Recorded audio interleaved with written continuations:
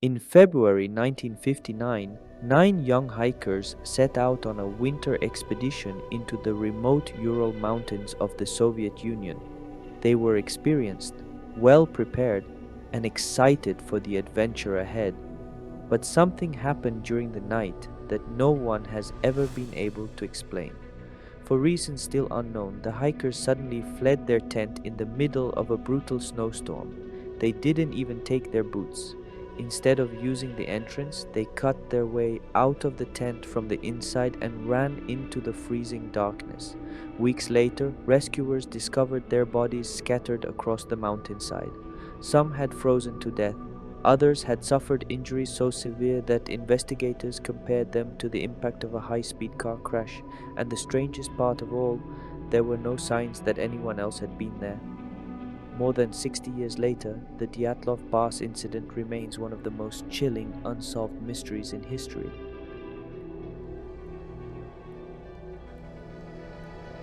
The story begins with a young engineering student named Igor Dyatlov. Dyatlov was only 23 years old, but among his classmates he was already known as an experienced expedition leader. He studied at the Ural Polytechnic Institute in the city of Sverdlovsk. Winter expeditions were a tradition at the university. Students often traveled deep into the wilderness to test their survival skills and teamwork. For Dyatlov and his friends, this journey was meant to be another challenging adventure. The group consisted of 9 hikers, all young and experienced in winter travel. Their goal was to reach a remote mountain in the northern Ural Mountains known as Otorten. In January of 1959, the group began their journey into the northern Ural Mountains.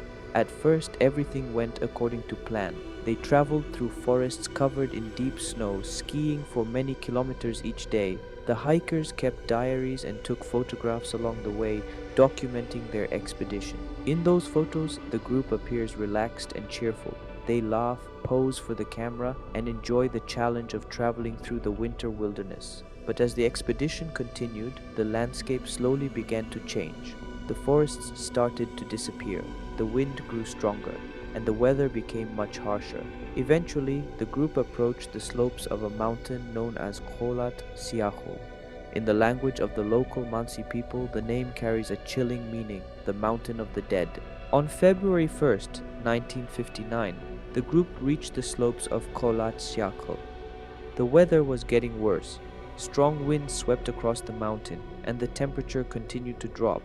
Instead of descending into the forest below, the hikers decided to set up camp directly on the exposed mountainside. It was a difficult location, but the group likely believed it would save them time the next morning. They pitched their tent on the snowy slope and prepared for the night. Photographs taken earlier that evening show the hikers working together in the snow. Some are smiling, others appear tired after a long day of travel. Nothing in those final photographs suggests that anything was wrong. But sometime during that night, something happened. Something that forced all 9 hikers to leave their shelter and run into the freezing darkness. When the hikers failed to return on the expected date, concern began to grow. At first, their friends and families believed the group had simply been delayed by bad weather. But days passed with no sign of the expedition. Eventually, a search party was organized. Rescue teams made up of students, volunteers, and later even soldiers began searching the mountains. After several days, the rescuers finally discovered the group's tent. It was partially buried under snow on the slope of Kholat Syakhl. But something was terribly wrong. The tent had been cut open from the inside. Inside the tent, the hikers' belongings were still there, their boots, their warm clothing, everything they would have needed to survive the freezing temperatures. It appeared that the group had suddenly fled their shelter in the middle of the night. Following the line of footprints, the rescuers continued down the mountain toward the forest. About 1.5 kilometers from the tent, they reached a large Siberian cedar tree. Under the branches of that tree, the search party made a disturbing discovery. The bodies of 2 hikers were lying in the snow. They were wearing only underwear, no coats, no boots. The cold had claimed their lives. Nearby, investigators found the remains of a small fire. Broken branches on the cedar tree suggested that one of the hikers had tried to climb it, possibly to look back toward the mountain. But the most important discovery was yet to come.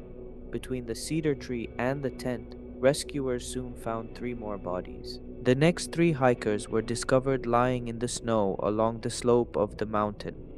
Their bodies were positioned in a line facing back toward the tent. It appeared as though they had been trying to return to their shelter, but they never made it. The freezing temperatures had taken their lives before they could reach safety. At this point, 5 members of the expedition had been found, but 4 hikers were still missing, and the most disturbing discoveries were still ahead. Months passed before the remaining hikers were discovered. When the snow finally began to melt in the spring, search teams returned to the mountain. In a small ravine deep in the forest, they uncovered the last 4 bodies. These hikers had managed to build a small shelter in the snow, but their injuries shocked the investigators. 2 of the hikers had massive chest fractures, another had severe skull damage. One of the victims was missing her tongue. Despite these injuries, there were no signs of an attack, no weapons, no evidence of another person at the scene. The investigation quickly became one of the strangest cases in Soviet history. There were no signs of a struggle, no tracks from other people, and no clear explanation for why the hikers had fled their tent. Some theories suggested a military accident. Others believed a powerful avalanche may have forced the group to escape. More unusual explanations included secret weapons tests or unknown natural phenomena, but none of these theories were able to explain every detail of the case. In the end, Soviet investigators closed the file with a mysterious conclusion. The hikers had died because of what they described only as an unknown compelling force. More than 60 years later, the Dyatlov Pass incident remains one of the most puzzling mysteries in modern history.